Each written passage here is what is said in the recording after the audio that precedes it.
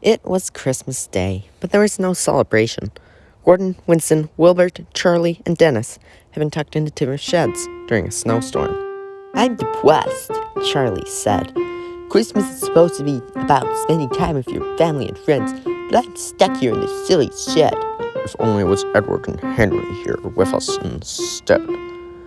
"I'm supposed to be back on the Dean Forest Rail." And I'm bored. Someone tell me a story or something. Why don't you tell us a story, Dennis? I only have the one. "Wait!" Winston spluttered. "Someone tell a story about Christmas." "I'll tell a story about Christmas." And Wilbert began. A long time ago, he was working in the harbor on Christmas Eve. This one diesel kept bullying Wilbert. "Oh, hurry up, you stupid steam engine. It would make a great gift if you got scrapped." "Oh, shut up, Dart." But in truth, he was feeling rather blue. "What if I am scrapped? Everyone knows steamies are better than diesels." Exactly. Even the most idiotic diesel is better than an intellectual puffball. The next day, he met a diesel. "Hello, my name is Sydney. I think. What's your name?" "My name's Wilbert. How can I help you, Sydney?" "Well, it's Christmas, right? Christmas is about spending time with your family and friends, right? But the problem is, I can't remember my family and friends. I'm feeling very blue." Wilbert knew he had to help, so he asked his driver to search up Sydney's number.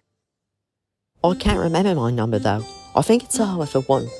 Maybe an 8. Actually, I think it was a 4. I can't help you find your home, but I can help you find a home." No. "Come on, Dart." "Where should he go then, Dart?" Sodor. It's a home for misfit engines and haven for steamies. Your Sydney would like it there. And so it was arranged. "Goodbye, Sydney. Merry Christmas. Will I ever see you again?" "Maybe. We'll see." "Is that the Sydney we know? The one here on Sodor, on Duck's Branch Line?" No, this is a different one. Norman's friend. Lovely story, Wilbert. I'm glad Dad found me a recruit. Welcome, Sydney. Hi guys. "Now your turn," Winston said. Fine. He smiled. Many years ago, it was Gordon's first winter on Sodor. He was still rude then, especially to Edward and Henry. Be careful, Gordon. The snow and ice are very dangerous. Silly soft stuff, Edward. It won't harm me. "We shall see." Where are you going? "I'm going to bring a Christmas present to Henry." The only Christmas present Henry will get from me is a frustrated poop-poop. "It's lovely," Henry wheezed. I'm sorry I couldn't get you anything nicer.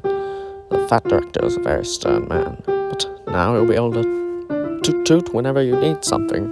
It was Christmas Eve, and Gordon's train was very full. Hurry, these people need to get home.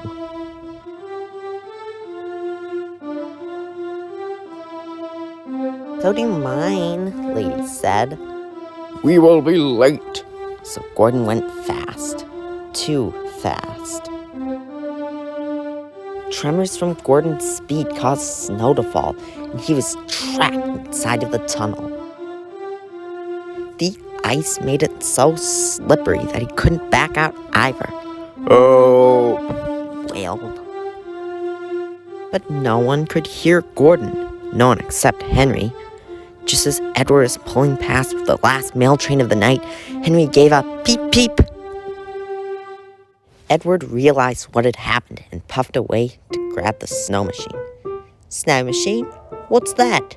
Winston asked. "Describe it." it is indescribable. I'm sorry, Edward. You were right to warn me about the snow and ice. Thank you. And you were selfless to help those passengers. "My turn," Winston said. "Do any of you know Howard?" Who's that? "That's the back of Joy's car." What about him? "It was when I first came to Sodor. One early December morning, Lady Hat asked her husband something. Topham, dear, why do you insist on driving a car when you have all these trains? Sure, some of them might be beach huts, but I don't see the point. You mean Howard? He is a very faithful car. Meanwhile, Lady Hat began thinking of a Christmas present for her husband. Victor and Kevin set to work, and on Christmas Day... Look at him, isn't he splendid? Hello, sir. Winston, at your service. Hi, Winston. I've him, dear. He's your new car. What about me? Howard asked. You will get scrapped. That's it. That's my present on Christmas Day. I'm sorry, said Winston. You seem a very kind car. Sir Topham Hatt started Winston, and they went flying. Help! They wailed. Howard started fiercely.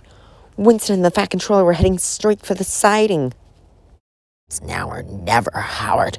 He rolled in front of Winston and was knocked down. I'm sorry, Howard. Now we have to Scrap him?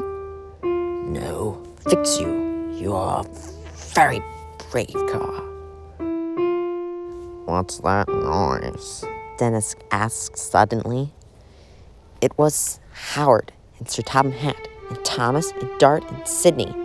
Come on, everybody. It's time for the Christmas extravaganza.